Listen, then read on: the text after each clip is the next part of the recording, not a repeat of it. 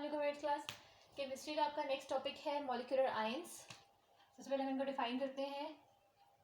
Ions word का meaning आपको पता है। Ions mean anything which have a charge.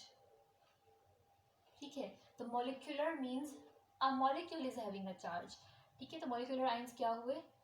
When a molecule loses और गेन्स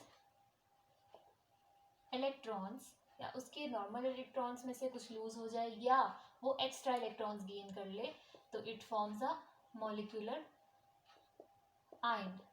ठीक है, उस पूरे मॉलिक्यूल के ऊपर, for example CH4 is a molecule which have 5 atoms, 1 of carbon atom and 4 of hydrogen atoms.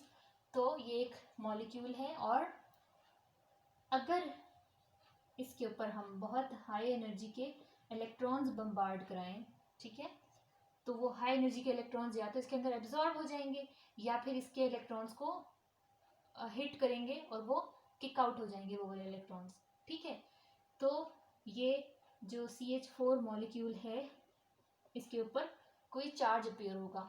ठीक, तो CH4 मॉलिक्यूल के ऊपर हमें याद रखना है पॉजिटिव चार्ज होता है जब वो आयनिक स्टेट में जाता है। ठीक है, इसी तरह नेगेटिव भी हो सकते हैं आयंस, जैसे SO4 नेगेटिव। ठीक है, ये भी एक मॉलिक्यूलर आयन है।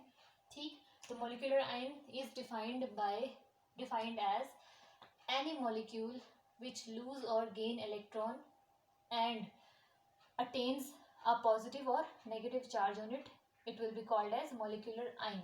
ठीक है, और ये कैसे जनरेट होते हैं? व्हेन अ गैस इज, जो भी मॉलिक्यूल है उसको गैस फॉर्म में होना चाहिए और it is bombarded with high energy electrons. Electrons को उसके ऊपर शावर किया जाता है। ठीक है, अब हम देखते हैं कि नॉर्मल मॉलिक्यूल्स से मॉलिक्यूलर आयंस कैसे डिफरेंट होते हैं। ये नॉर्मल मॉलिक्यूल्स से ही बने हैं ना, लेकिन इनकी प्रॉपर्टीज नॉर्मल मॉलिक्यूल्स से डिफरेंट होती हैं। तो क्या प्रॉपर्टीज होती हैं, हम इनका कंपैरिजन करेंगे। Molecular ions versus molecules. ठीक है, मॉलिक्यूल्स कैसे बनते हैं? When atoms combine with each other they form a molecule. ठीक है, तो मॉलिक्यूल्स जो है वो इंडिपेंडेंटली एग्जिस्ट कर सकते हैं। ये मॉलिक्यूलर आयंस कैसे बनते हैं? They are generated by ionization of a neutral molecule. ठीक है, the only way to create molecular ion is to generate them by ionization of normal molecules. ठीक है,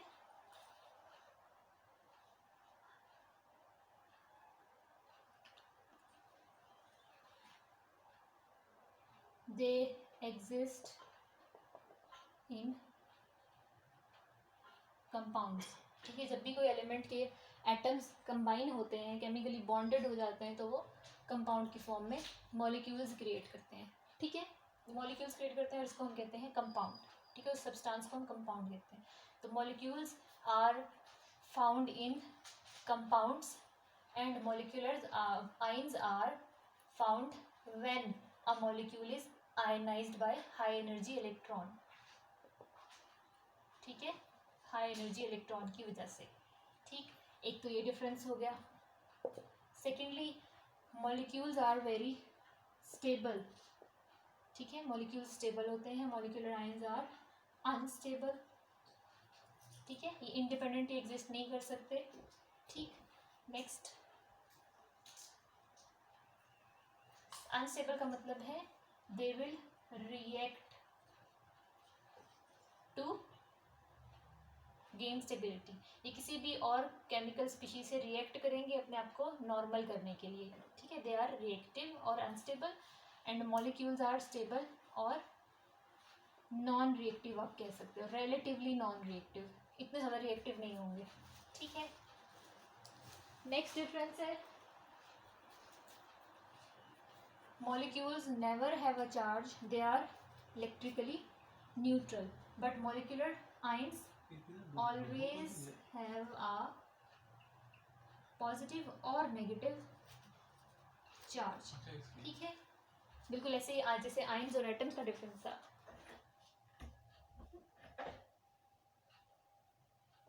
ठीक है, अब नेक्स्ट टॉपिक हम देखते हैं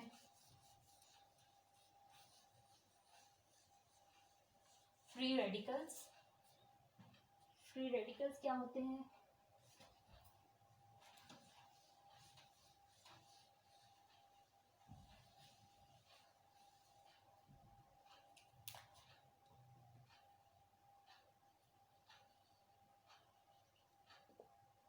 इट इज एनी एटम और ग्रुप ऑफ एटम यानी कि मॉलिक्यूल जिसके अंदर अनपेयर्ड इलेक्ट्रॉन हो, कोई भी एक अनपेयर्ड इलेक्ट्रॉन की फॉर्म में हो, या हम कह सकते हैं ऑड नंबर ऑफ इलेक्ट्रॉन हो उसके आउटर मोस्ट शेल में। ठीक है, सपोज अगर मैं ऐसे रिप्रेजेंट करती हूँ कि ये एक एटम का न्यूक्लियस है और ये उसका शेल है जिसके अंदर इलेक्ट्रॉन्स रिवॉल्व कर रहे होते हैं। ठीक है, तो इलेक्ट्रॉन्स इस तरह से पेयर की फॉर्म में। ठीक, लेकिन अगर किसी एटम के आउटर मोस्ट शेल के अंदर ऑड नंबर ऑफ इलेक्ट्रॉन्स आ रहे हों तो वो पेयर अप नहीं हो सकते। ठीक है, पेयर के फॉर्म में नहीं रह सकते। कोई एक इलेक्ट्रॉन, वो जो ऑड नंबर होगा उसकी वजह से एक इलेक्ट्रॉन तो अनपेयर्ड रह ही जाएगा। ठीक है, तो वो जो अनपेयर्ड इलेक्ट्रॉन होगा उसकी वजह say that atom will be very unstable, वो रह नहीं सकता इस फॉर्म में, अनपेयर्ड फॉर्म में। उसे या तो ये इलेक्ट्रॉन लूज करना है या एक और इलेक्ट्रॉन गेन करना है इसका पेयर बनाने के लिए, या इसे किसी के साथ शेयर करना है। ठीक है, वो इस फॉर्म में नहीं रह सकता, it is very unstable in this form. और इस फॉर्म में जब उसके पास ऑड नंबर ऑफ इलेक्ट्रॉन है या अनपेयर्ड इलेक्ट्रॉन है, हम उसे कहेंगे it is a free radical. And free radicals are very reactive species. ठीक, अब फ्री रेडिकल जनरेट कैसे होते हैं? जब कोई मॉलिक्यूल, सपोज हम यहाँ पे Cl2 मॉलिक्यूल लेते हैं। ठीक है, मैं इसको ऐसे रिप्रेजेंट करती हूँ, ये दो Cl के एटम्स हैं जो कि एक दूसरे के साथ बॉन्डेड हैं। ठीक, और अगर इसको सनलाइट से एक्सपोज करें, ठीक है, सनलाइट एनर्जी की प्रेजेंस में ये मॉलिक्यूल इस तरह से ब्रेक होगा कि ये जो एक जो बॉन्ड होता है, केमिकल बॉन्ड, उसको आपने कंसिडर करना है कि वो दो इलेक्ट्रॉन्स हैं। ठीक है, one chemical bond is actually the sharing of two electrons. Chemical bond में क्या होता है? टू इलेक्ट्रॉन्स होते हैं। ठीक है, तो जब ये बॉन्ड इस तरह से ब्रेक होगा कि दोनों एटम के पास एक एक इलेक्ट्रॉन आए, इस बॉन्ड का दोनों एटम के पास एक एक इलेक्ट्रॉन आए, तो अब क्या है, वो अनपेयर्ड फॉर्म में रह गया ना वो इलेक्ट्रॉन। ठीक है, तो दोनों ही एटम्स किस फॉर्म में आ जाएंगे? फ्री रेडिकल की फॉर्म में। ठीक है, दरमियान बॉन्ड इस तरह टूटे कि both the atoms get one electron from the bond, जो टूटा है बॉन्ड उसमें से। तो इस तरह की बॉन्ड ब्रेकेज को हम कहते हैं होमोलाइटिक बॉन्ड ब्रेकेज। ठीक है, homolytic bond breakage. The free radicals are generated when a bond is broken by homolytic breakage. ठीक है, homolytic cleavage। ठीक,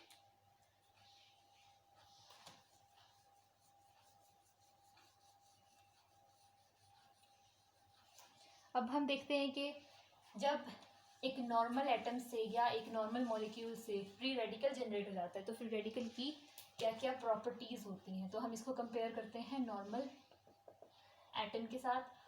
ठीक है, सॉरी, आयंस के साथ, क्योंकि आयंस के पास भी इलेक्ट्रॉन्स बैलेंस नहीं होते और इसके पास भी इलेक्ट्रॉन बैलेंस नहीं है। तो आयंस और फ्री रेडिकल्स में डिफरेंस क्या होता है? Ions always have a charge, positive और नेगेटिव चार्ज, लेकिन हमने फ्री रेडिकल में तो कहीं चार्ज नहीं लगाया।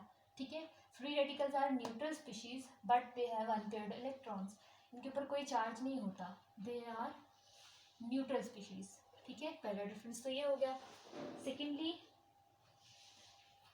आयंस कहाँ होते हैं? आयनिक कंपाउंड के अंदर। ठीक है, या तो वो सॉलिड क्रिस्टल की फॉर्म में होंगे या फिर वो सॉल्यूशन की फॉर्म में होंगे। ठीक है, तो ions can exist in solid crystal form और सॉल्यूशन फॉर्म। ठीक है, लेकिन फ्री रेडिकल्स क्या करते हैं?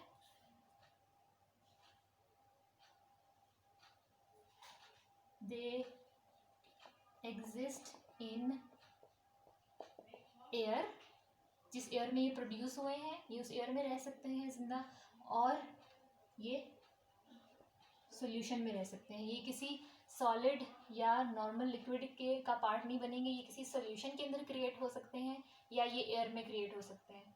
ठीक है, so free radicals are found in air or solution, ions are found in crystals or solution. ठीक है, नेक्स्ट डिफरेंस होगा,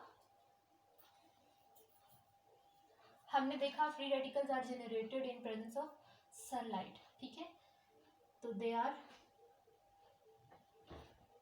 generated in presence